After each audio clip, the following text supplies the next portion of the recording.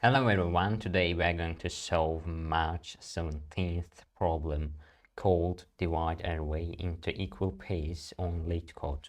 First, let's scrutinize the description of this specific problem. It says you are given an integer array nums consisting of 2 times n integers. You need to divide nums into n pairs such that each element belongs to exactly one pair and the elements must be the same in each pairs. We can also analyze this example here. First, we are given this nums array and it returns true because we can just simply pair this 3 with this one and then pairing these 4 twos like this. Okay, now we can just start to write our codes first, but we need to analyze also constraints given.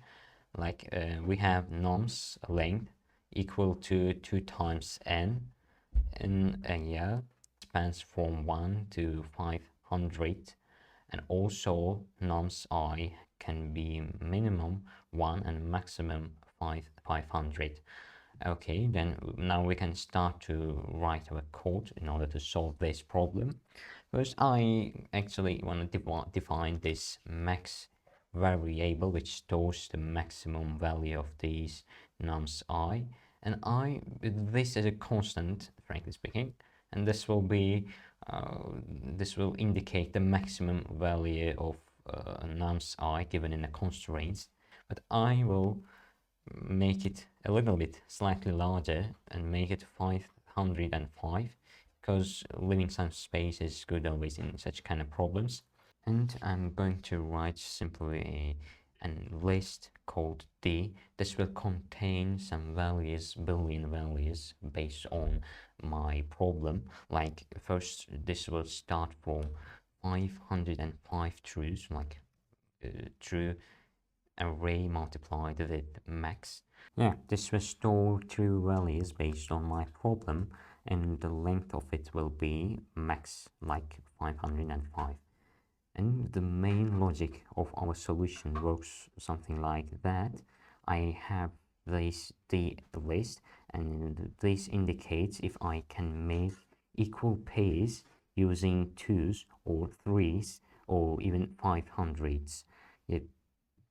Now I can code the rest of the logic like for num inside nums, and I will use like the num will be not the num. I simply flip the indicators. I want to say that these are indicators of mine, and I will flip them on each loop, and if there are any false, then I can say that I cannot even create perfect pairs.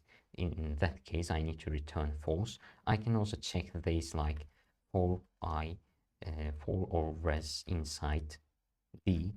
If not res, I mean if it's false, you can also check like if res equals to false, then we need to return false, otherwise we need to return true. Now I can run this code. Hopefully this will work. Yeah, it worked, but I can simplify these lines like returning just all using all function and sending this v as a parameter. All function, it checks if all the elements of this D array or list, what we want to call, is all of them are true and there are no false values. Now I can run this code again. Hopefully this will work as same as our preceding one. Yeah, it worked, and I can just simply submit this code